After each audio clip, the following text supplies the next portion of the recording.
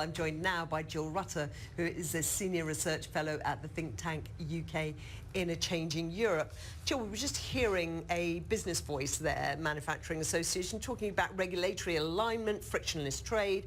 I suppose with Boris Johnson having this huge majority now, he is in a position to corral his MPs in whatever direction he chooses? He is, and as you were saying to Mark Francois, he does have MPs who represent very different seats to the normal composition of the Conservative Party, much stronger in manufacturing and more dependent on some of those jobs that have come in through the UK's membership of the single market and all that foreign direct investment that flowed through from that.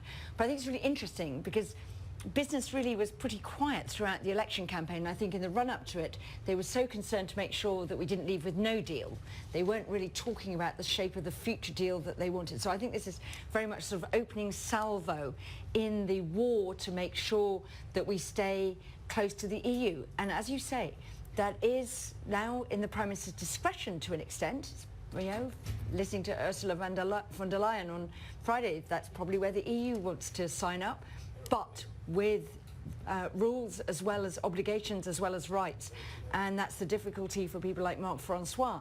So, you know, how will the Prime Minister use his discretion? That's the question none of us know how to answer. And given he's got this huge leverage out there, who's he going to be listening to at this point? Is he going to be listening to that business lobby? Is he going to be listening to this new balloon army from the northwest, northeast and the Midlands? Or is he going to be listening to the city? Where is it coming from?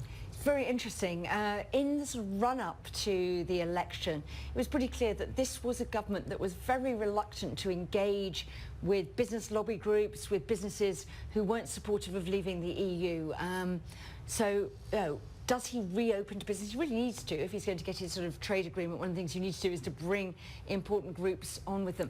But those businesses will not be satisfied with the sort of tariff-free trade deal and not much more that, you know, some in the ERG think is where we're heading, and actually is the answer that is foreshadowed in the Conservative Manifesto. The Conservative Manifesto said we don't want to be in the single market, we don't want to be in a customs union, and we don't want the jurisdiction of the European Court of Justice.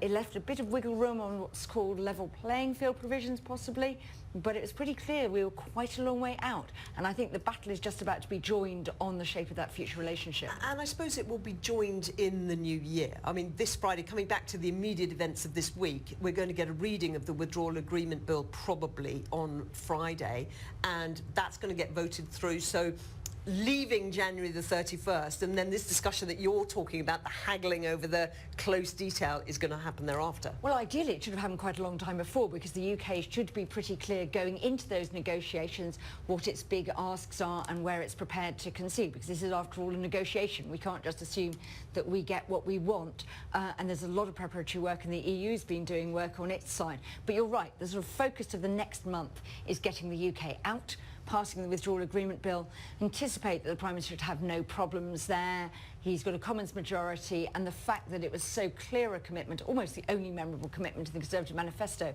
means that he should be able to see off any problems in the House of Lords, which he might have anticipated otherwise. Jill Rutter, thank you so much. Now let's go back to Joanna, look at some of the other news stories of the day. Thank you, Carrie.